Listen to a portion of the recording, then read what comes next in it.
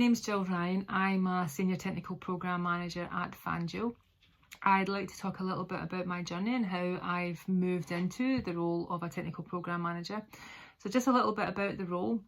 I get to work with lots of really different people, really exciting products, really talented individuals, and my role really is to kind of coordinate the expertise from those groups of people to come together to work on solving problems and drive change.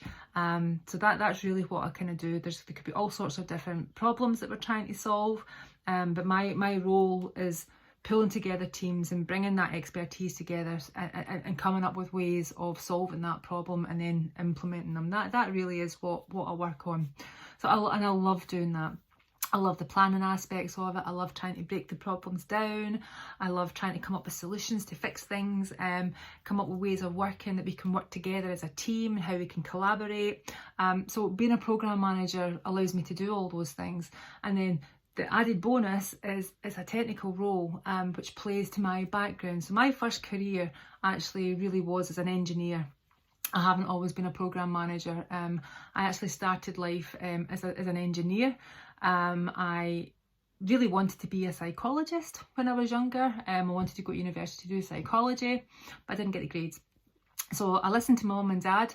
Very unusual as a teenager, listening to their parents, but I did. I listened to my mum and dad, and they both suggested that perhaps actually I should consider doing a degree in engineering, given my preferences and what I liked to really kind of work on and do, which is really solving problems. I love solving problems. So that's what I did. I went to university for 4 years. I was one of 2 girls to graduate out of a class of 50, so very much a minority. And women still are very much a minority in the engineering sector, especially technology. When I graduated, I didn't really know what I wanted to do when I grew up. And I didn't have any experience. And I think getting into graduate jobs at that time was very difficult. They were very, very rare. So I probably picked one of the hardest routes to go into engineering. I actually started in a semi-skilled role, working on a production line for a company called Motorola, building and testing some of the world's very first mobile telephones. From there, I then moved on to another couple of electronics companies in various different roles as an industrial engineer, a manufacturing engineer, a senior manufacturing engineer. So I've worked my way up the career path in lots of different companies until I got to the point of reaching principal engineer. And at that point, I decided that I wanted to do something different. I wanted to learn something different. I wanted to broaden my skills, expand my skills, and then realised that there was this thing called project management, which appealed to so many of the different things that I love to work on, which is working with people, breaking down problems, coming up with solutions for problems, testing these things out, implementing them, putting them in place, and then seeing if they work. And then if they don't work, try again, try doing something different. So just trying that whole continuous improvement. I've travelled lots and lots of places with my jobs. When I worked at a company called Oki in Cumbernauld, I travelled to Milan to reprogram mobile telephones as part of their telecoms business. I travelled to Japan. It was a Japanese manufacturer.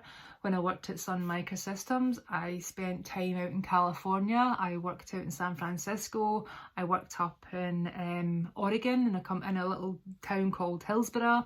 I travelled to Colorado.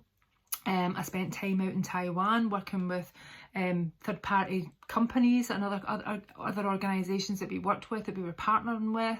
I spent time out in China. All of these opportunities came to me through the route of being an engineer.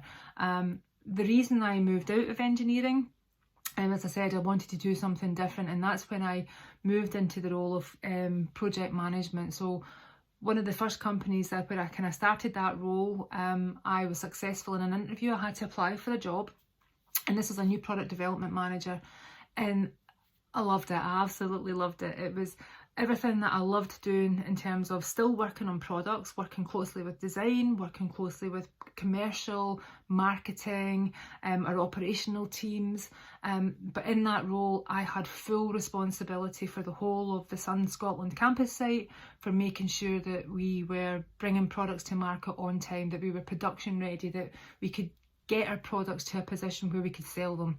And I think I loved that whole responsibility. I loved engaging with different people, providing updates to people, reporting on what we were doing, tracking status, tracking how we were performing.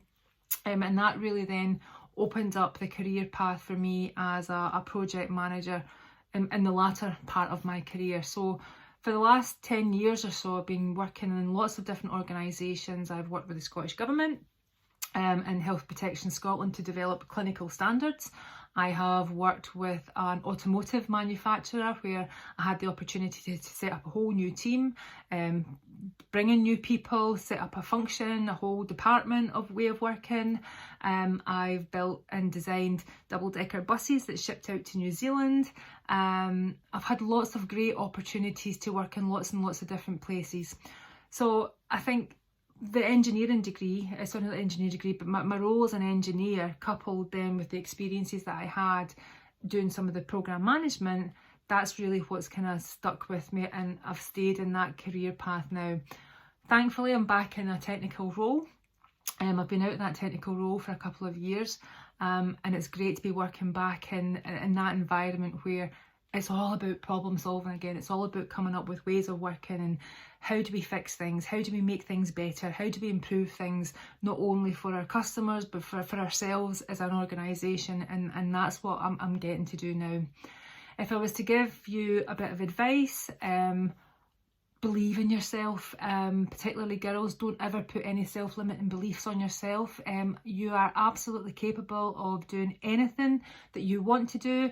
I'm a firm believer that if you have enough drive and passion and belief in what you want to do, you will absolutely succeed and achieve it. It might take you a bit of time, but believe in yourself and have that belief that you can do something.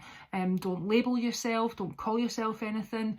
You are able to do anything that you put your mind to it. So good luck.